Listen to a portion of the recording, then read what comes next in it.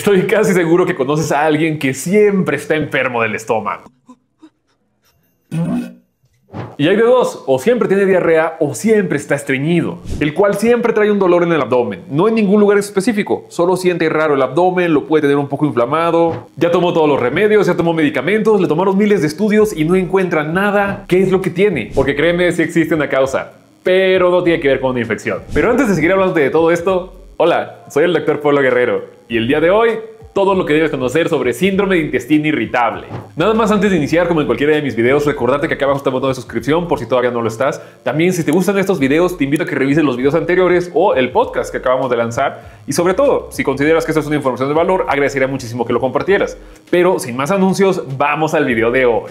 El síndrome de intestino irritable es un trastorno funcional crónico del tracto gastrointestinal. Este se caracteriza por dolor o malestar abdominal, el cual es muy frecuente, asociado con cambios en el hábito intestinal, como puede ser diarrea, estreñimiento o que se puedan llegar a alternar entre ellos, sin una causa estructural u orgánica demostrable. Este es uno de los principales problemas cuando hablamos del síndrome de intestino irritable, porque lo primero y más importante siempre va a ser descartar que sea algo. Eso es lo más complicado respecto al diagnóstico del síndrome de intestino irritable, porque no es una causa estructural como pueden ser, no sé, malformaciones, tumores, algo que se atoró, y tampoco son infecciones. Y a esto también tenemos que revisar. Oye, ¿tiene las enzimas correspondientes? ¿Los laboratorios son normales? No hay nada lo cual podamos decir que sea el responsable de que tengas diarrea, estreñimiento o a veces los dos durante mucho tiempo. Tenemos que hablar del intestino irritable. Así que sí, este es uno de esos diagnósticos que se hace por exclusión. Todo lo demás que llegamos a ver no es, solo nos queda pensar en esto. Y bueno, esto es lo que hace que el diagnóstico y el tratamiento lamentablemente puedan tardar en llegar y a hacer efecto. Y seguramente tú me dirás, oye, eso ha de ser rarísimo, suena como una de las enfermedades más raras del mundo, síndrome de intestino irritable. No, no es para nada eso. A nivel global, afecta aproximadamente del 10 al 15% de la población mundial, siendo uno de los trastornos gastrointestinales más frecuentes. En América Latina, la prevalencia se estima de entre el 12 y el 16% dependiendo de algunos países, y la principal población afectada son mujeres, en una relación 2:1, y se presenta con mayor frecuencia entre los 20 y los 40 años. Esto no quiere decir que el síndrome de intestino irritable no se pueda presentar en pediátricos o en adultos mayores, pero es muy frecuente en esa edad, entre 20 y 40. Ahora quiero que te pongas a pensarlo un poquito. Entre los 20 años y los 40 es el momento de la vida de cualquier ser humano en el que busca desarrollo profesional, independizarse, iniciar nuevos proyectos, lanzarse a hacer las cosas, pero también es el momento de la vida en el que muchas personas caen en dudas, en que si no son capaces, y empieza una pequeña bolita de cosas, de malas ideas que al final sí podemos llegar a resentir en el estómago. Ahora, no te quiero decir que tener diarrea o estreñimiento es normal o que te duele el abdomen es normal, pero sí tienes que aprender y distinguir qué es un dolor, qué es una urgencia y un motivo casi inmediato de acude al doctor, contra un dolor que también tienes que ir al médico, pero que no tiene datos de alarma. Lo primero y más importante es un dolor o molestia abdominal, el cual mejora después de la defecación. Este es un punto muy importante porque recuerda que en ningún momento va a ser normal un dolor o una molestia. Es por eso que muchos pacientes se pueden llegar a asustar. Es que a mí siempre me duele la parte del abdomen, siempre me duele aquí al lado, siempre me duele aquí, voy al baño, se me quita, pero regresa ese dolor. Ese dolor es algo que tenemos que investigar. Porque mira, no es por asustarte, pero simplemente podemos decir que un dolor de abdomen puede ser una pancreatitis, puede ser una apendicitis, puede ser una hemorragia, puede ser un tumor. Hay 1000 cosas que te pueden causar dolor de abdomen. Pero ese es el principal síntoma de estos pacientes. Una molestia, un dolor que existe, pero nada más.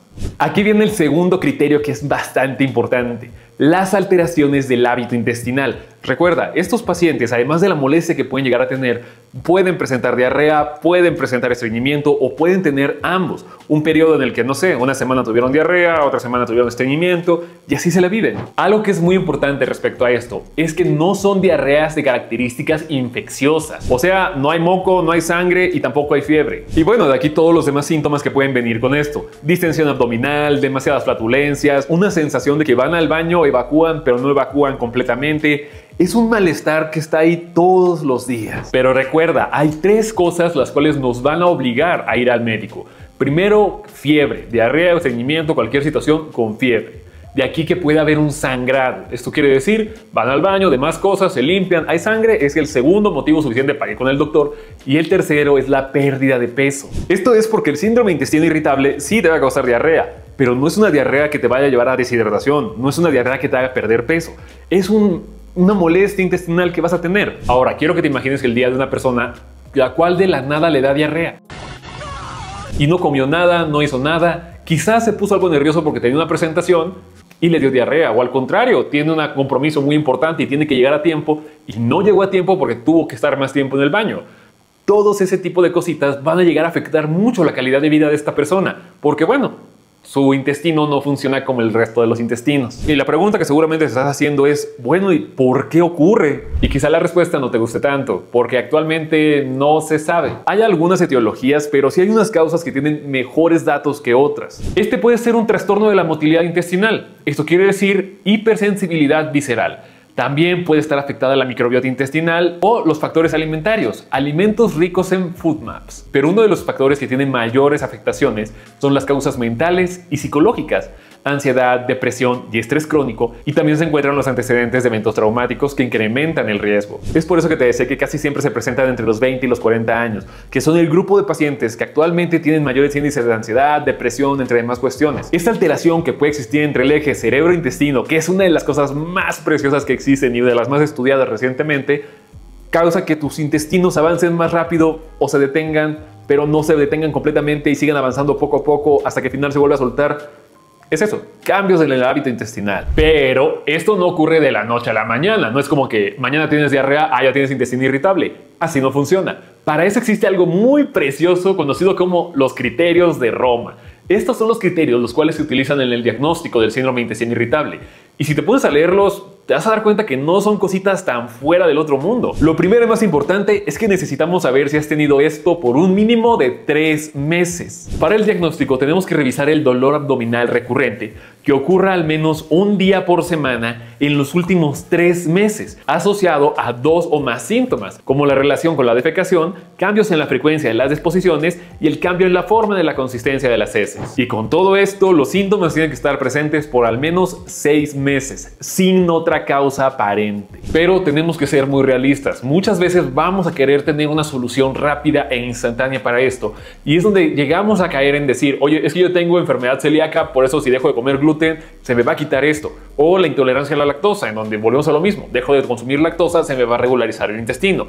Si no tienes enfermedad celíaca, no tienes intolerancia a la lactosa, pensamos en intestino irritable. Es por eso que muchos de estos pacientes llegan a caer en esos engaños de que la dieta sin gluten fue lo que me ayudó o que se hagan el autodiagnóstico de enfermedad celíaca.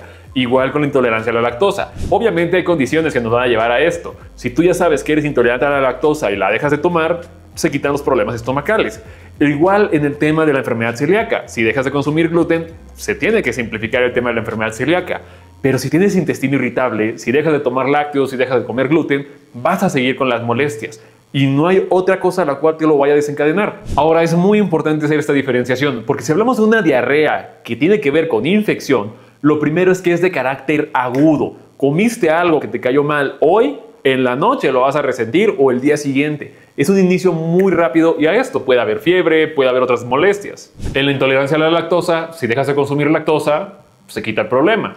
Así de sencillo. Y en la enfermedad celíaca, además de que puedes llegar a tener diarrea, hay otros datos bastante importantes. Lo primero es que es un síndrome de mala absorción. O sea, vas a tener pérdida de peso y puedes presentar alteraciones en laboratorios como lo es la anemia. Pero bueno, ya tenemos otro video hablando de enfermedad celíaca. Entonces, si te das cuenta, llegar a un diagnóstico del síndrome de intestino irritable no es tan difícil, pero puede llegar a ser tardado, porque tenemos que descartar todo lo demás para poder decir es un síndrome de intestino irritable. Lamentablemente, para esta condición no hay una cura.